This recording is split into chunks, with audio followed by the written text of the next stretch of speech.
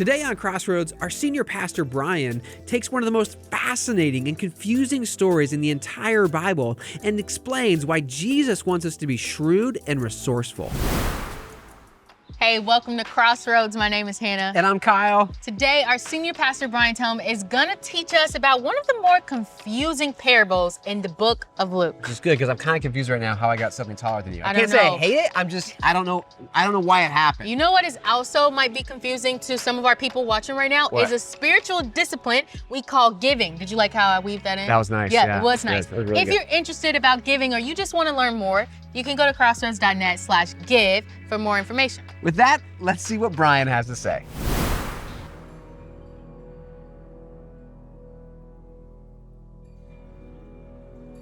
There's such a thing as the spirituality of finance.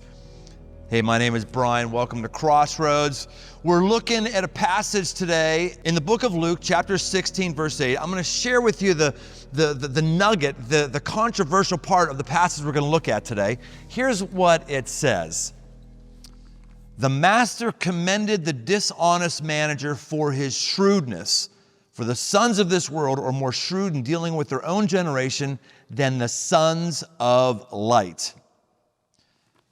Jesus commends somebody who is dishonest or shrewd. You know, we think of shrewd like a greasy salesman, like a psst.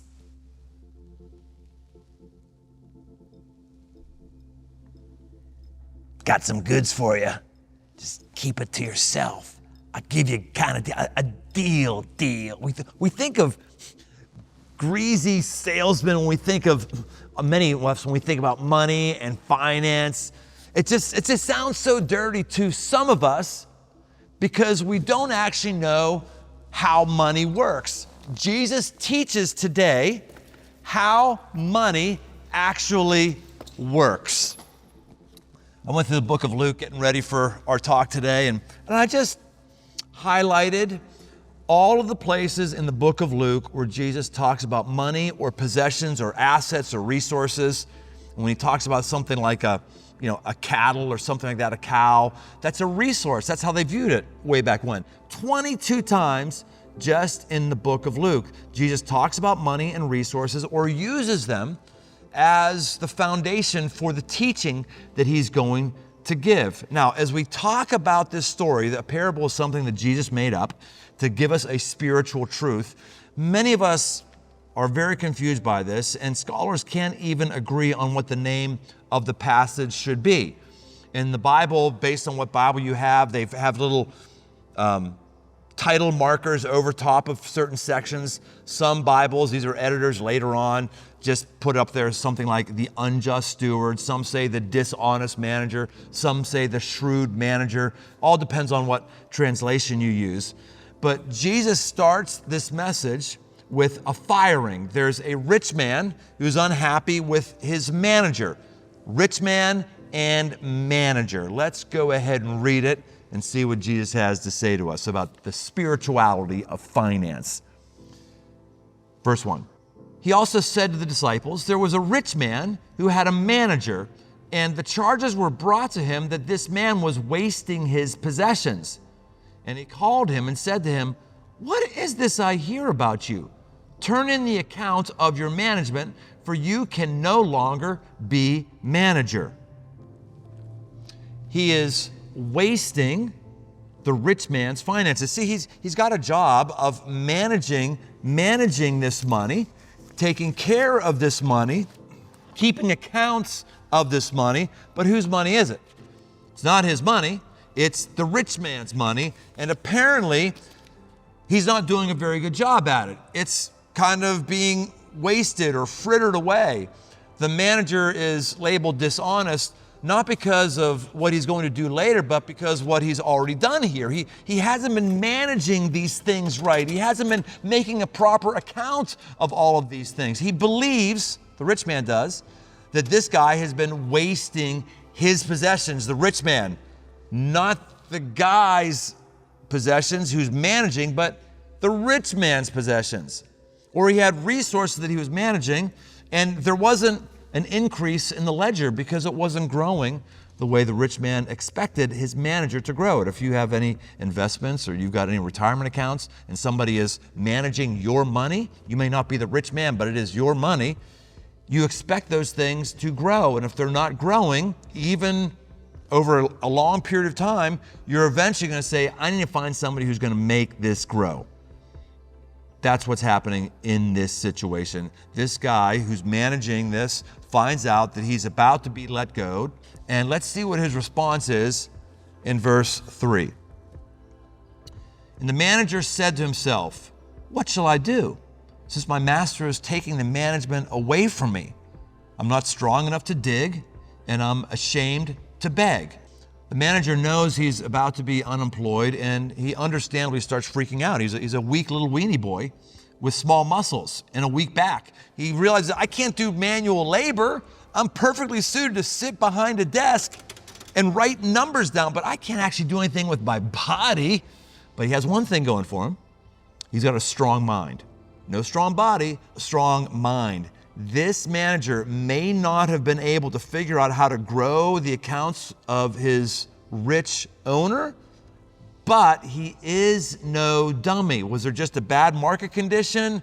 Was it he had a bad run for a couple years? We don't know. This is a story, again, Jesus makes up. So the money isn't growing, but he actually does understand money. So here's what he decides to do in verse 4. I decided what to do, so that when I am removed from management, people may receive me into their houses. So summoning his master's debtors one by one, he said to the first, how much do you owe my master? He said, 100 measures of oil. And he said to him, take your bill and sit down quickly and write 50. Then he said to another, how much do you owe? And he said, 100 measures of wheat. And he said, take your bill and write 80. Manager sends out word to all the people that he's got in his ledgers, all the people. He says, come in, how much do we owe? 100. He goes, how about we mark down 50? 50. Cash on the barrelhead today. Good for you? Yeah, good. 50. How much do you, 100 measures of wheat. How about we say 80? Can you pay 80 today? How's that? That'd be amazing. Good. 80. And he does that with everybody. This is why some people look at this as dishonest. Some people look at this as shrewd. There's different ways to translate this and to look at this. Basically, though, this guy is understanding how finance works. This is legal. This is legal. Roman and Jewish law is very clear on this. You can do research on this if you want. Let me just tell you, it's very, very legal. While you actually have control of someone's finances, you can choose where to shift it and what to do with it, assuming you're trying to help everybody. The crazy thing is, everybody actually gets helped here. The people who are in deep, deep debt, they get help because they have less to pay, less money to owe. Actually, and this is why this was legal, the rich man could actually be helped as well, because in writing down some debt, he now gets money that comes back to him immediately when it's just been sort of in arrears. So now he gets money, and this guy, he's taken care of financially as well, because now he has all these people that he has helped, and they know that he's the one who's helped them. And so in their oil empire or their wheat empire, they may just hire this guy to help them out. This guy gets in the good graces of the debtors, in the good graces of the tenants, and good graces of his master. Everybody wins. This is why Jesus, as he tells the story, verse 8, goes like this. The master commended the dishonest manager for his shrewdness. For the sons of this world are more shrewd in dealing with their own generation than the sons of light. Sons of this world, the basic people of this world who understand how money works, or the sons of light, the basic people of this world who understand how heaven works. Let me tell you something. There tends to be two kinds of people. Those who understand the world of finance and those who understand the world of spirituality. They do mix, they do come together, and every once in a while you'll find somebody who understands how both of those work out, but most of the time they're separate. Jesus is trying to help us understand the world of finance and help those of us who are into the world of spirituality see that the world of finance can inform us about how God works. It is possible to buy friends with money. That's what this guy does. He buys friends by writing down their debts. Several years ago, I was out at a big motorcycle event. It was down in Tennessee, and there was a bunch of guys riding, a bunch of guys from the area where I lived, and I didn't know everybody, but it was pretty cool. And everybody then, after this trail ride, we went to go have lunch, and like I said, there's probably 20 of us at lunch, and I got down to the end to pay my bill, and they said, "Oh, it's already been paid." I said, "What? It's been paid?" "Yeah, that gentleman over there paid for it." Who are you? What is your name?" I said, "My name's Tom, and I had the most fun today riding a bike I have for a long, long time." He was a guy who was a little older than me. I said, "Tom, awesome." Tom. Now, I've often said, if God could give me one miraculous gift, and I mean this completely, if God could give me one miraculous gift, it would be to remember the name of everybody I meet the first time. Because there's something powerful when someone remembers your name and says your name. I honestly have prayed for that, and I'll continue to pray for that. I want to have supernatural ability to remember names. When somebody does something for you financially, it's amazing how you remember their name. Amazing. It's like Tom. His name was Tom. I didn't know him before. Tom was part of Crossroads. I don't know what campus Tom goes to, what site Tom. I don't know if he's streamed it. I don't even know if he's part of Crossroads. I know this though. If I saw Tom again, I would know his name.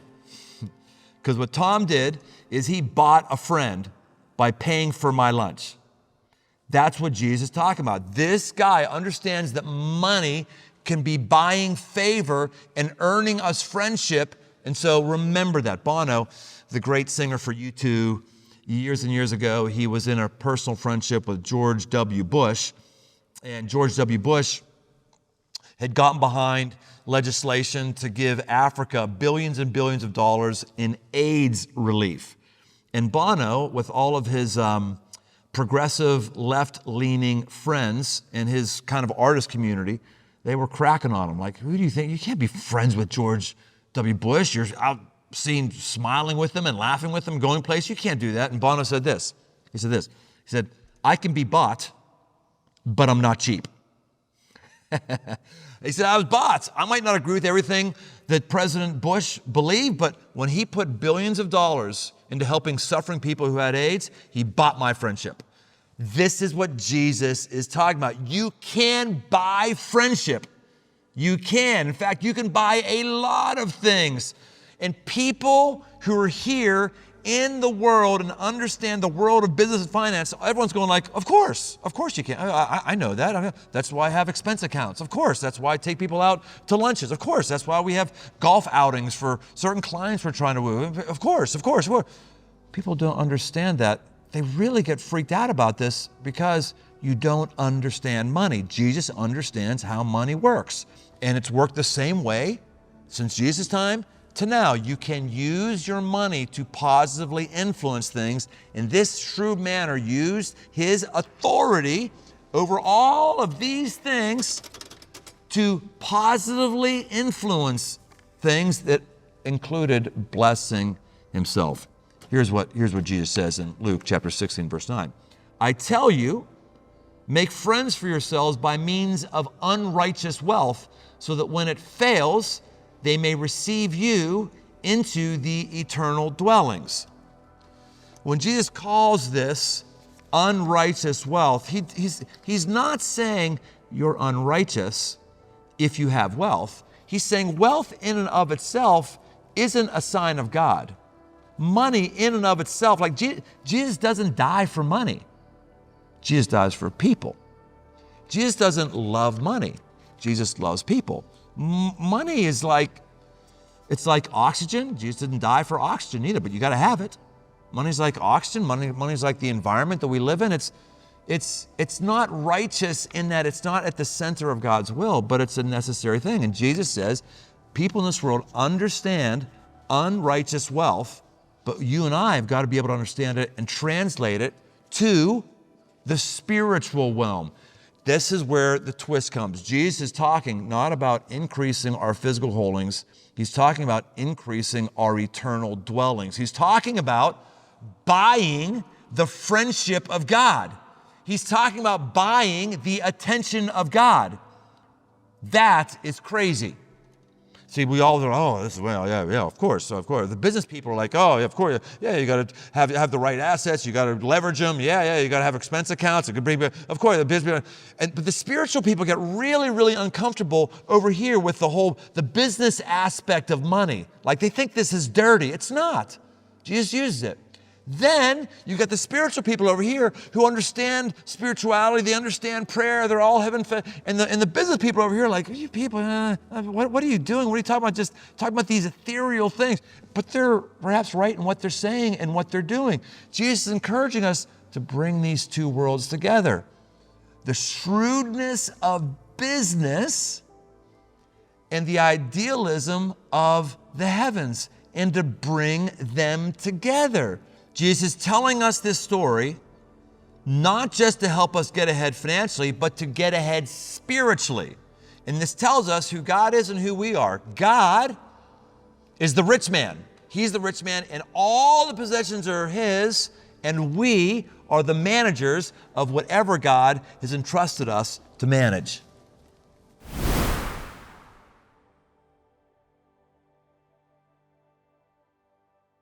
This parable that Jesus tells backs right up into another teaching that's critically close. In fact, they're right. It's part of the same teaching. Oftentimes we divide them. I'm going to give you that teaching in just a little bit.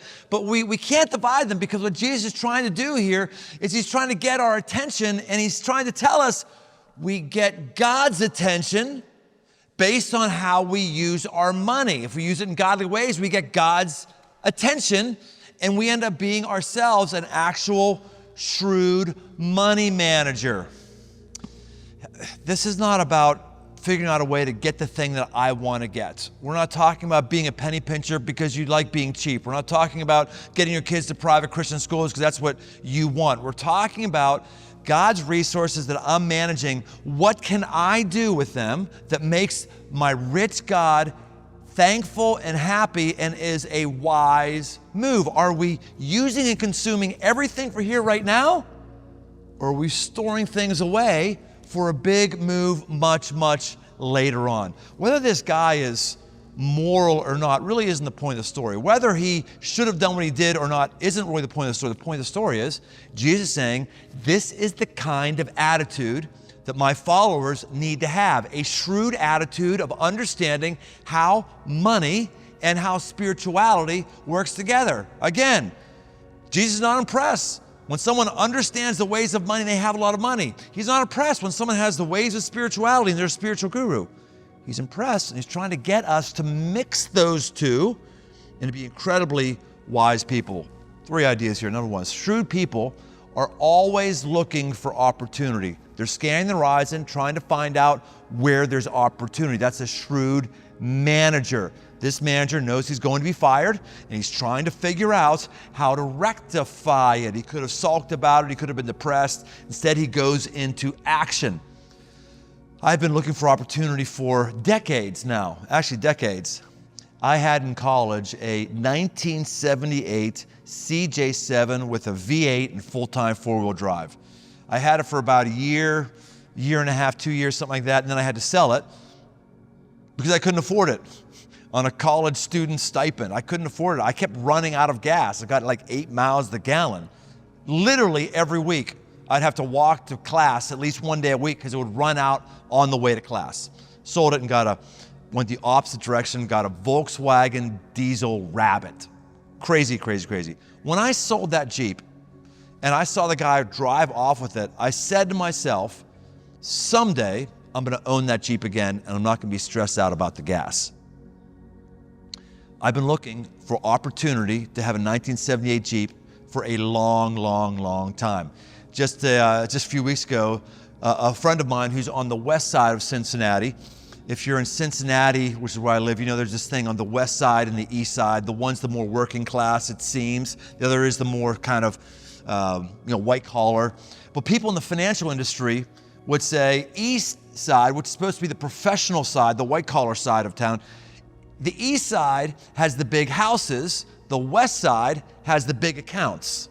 The west side knows how to manage its money better and build more wealth. The east side is spend their money on all these, stuff. But my buddy on the west side goes into a customer of his house, and squirreled away in the basement is an actual 1978 Jeep CJ7 with a V8. Virtually the same vehicle that I had. And I got to purchase the thing. It had been in disrepair for 5 to 10 years. The guy's son had started working on it, and he kind of gave up and was sitting there. So I came in and got this. And I happen to think that God blessed me with this opportunity because he's seen how I want to be shrewd with his money and his resources. As I've been pouring money into this Jeep, I'm restoring it from the frame up. I'm tearing everything down, grounding down the frame, replacing stuff, new wiring harness, all that stuff. As I'm doing that stuff and spending money, the Thank Our Educators initiative comes along. And I have the opportunity to be a part of that. I want to be shrewd with God's money, not my money, with God's money. And so as we went through the process of not buying any meals out that week and saving that money to give to educators and bless educators, we came to write that check, or actually tap in that amount, realized God has blessed us way, way more than the amount of meals we would actually spend eating out that week. And we gave more than that because we wanted to be shrewd towards God. See, shrewd people look at the long game.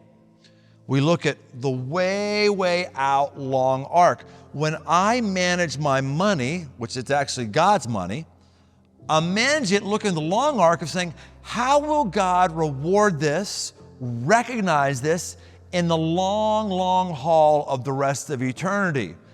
That is being shrewd. The manager in Jesus' parable was risking his master's wrath, but he was risking it because he was looking at the long haul of what the rest of his life looks like. What's the best thing that can happen? How can I set myself up for the rest of life? Jesus was telling us we need to not just set ourselves up for the rest of our life, we need to set ourselves up for the rest of eternity if we actually believe it. Most of us don't believe it. We just don't. We say we believe in heaven. We say we believe that you don't. Your life doesn't show that. The way you manage your money doesn't show that. The things you pray about, the primary affections of your heart. Most people who say they believe in heaven, who've received Jesus, think about the next decade, 2 decades, 5 decades, 7 decades of their life. That's it. And their money management and everything else isn't affecting the next one. It's only that. The old song, everyone wants to go to heaven, but no one wants to actually go there. Everyone wants to believe in heaven, no one actually wants to go there. Very few people, and Jesus is saying this, very few people are actually shrewd to think about the long game. They're just thinking about the game of getting through the end of this month. See, shrewd people serve one master, and that master is God himself. The most shrewd serve God himself. In the book of Luke chapter 16, verse 10, here's that whole section that the whole story about the shrewd manager and the rich man was a setup for this. It's all mashed in one section of Scripture. Here's what it says. One who is faithful in a very little is also faithful in much, and one who is dishonest in a very little is also dishonest in much. If then you have not been faithful in the unrighteous wealth, who will entrust you the true riches? And if you have not been faithful in that which is another's, who will give you that which is not your own? No servant can serve 2 masters, for either he will hate the one and love the other, or he will be devoted to the one and despise the other. You cannot serve both God and money.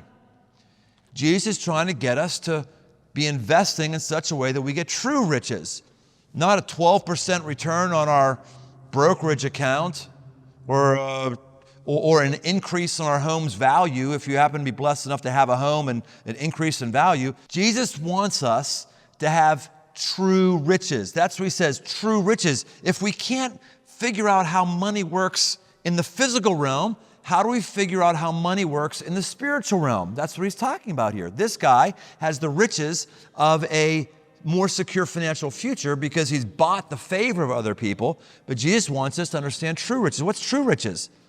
True riches are things that are rewards in heaven, that God is going to bless us for in heaven. Yes, they're unique rewards in heaven. True riches, things like spiritual gifts you could have right now. That's a true rich.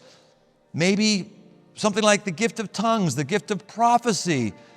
That's a true rich. Or the gift of servanthood. These are all gifts and they are riches. Or the riches of having a platform to share Christ in increased capacities of what we have right now. Jesus is saying that how we manage God's money, how we give the things that are God's money, how we purchase the things that are God's with God's money, that will dictate some of what we get from God. Wow. Dudes, you realize you can buy a friend in Jesus.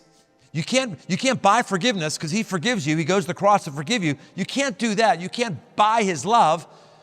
But Jesus says, make friends in heaven. Make friends in heavenly places. How many people are there going to be in heaven who are thankful for how you manage your money right now? How many people are there going to be in heaven who will be thankful for how you alleviated some of their suffering here right now, which is why we do Compassion International, blessing and building into kids who have food and education because of us doing that for $38 a month. You got anybody up there? I got a few up there. They'll be going, oh yeah, that guy. I like him. I know him. How many people are there who are going to be in heaven because you funded some outreach or some church that brought them to faith, and you're going to be reaping that dividend forever? Or you just not believe it? Maybe believe the nebulous idea of heaven, but do you believe that it really matters? We have got to stop just having financial gurus and spiritual gurus, people who know how to make a buck and people who know how to give a prayer. We've got to be people, and this is what Jesus is saying, we've got to be people who can do both, who can bring wise finance and deep spirituality together. When you can figure out how money works and you can use money in a way that sets you up, that buys a better future for you in heaven, you are going to be in the top 1%. Be shrewd. Don't be like everybody else. Be a shrewd, deeply abiding, spiritual person who has bought friends in heaven and is approved of by Jesus.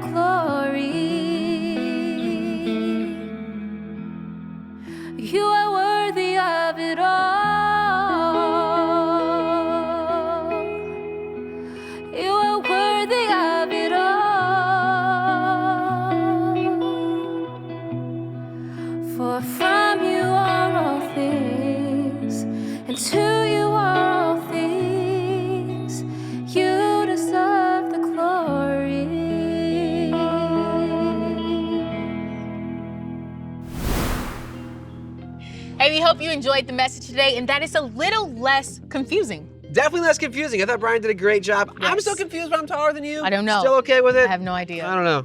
Anyway, we're doing this message as a part of something called the Bible Challenge, where we are looking to get into our Bibles every single day. And you can join us in that by going to crossroads.net/Bible Challenge for more information.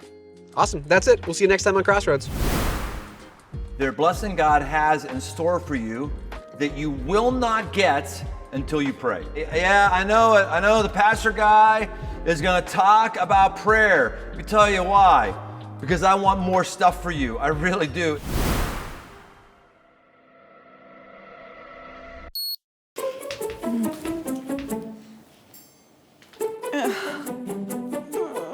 There are bad ways to wake up, and there are great ways to wake up. Start your day connecting with God and your community. Explore the app and grow deeper daily with the Bible Challenge. A great way to wake up.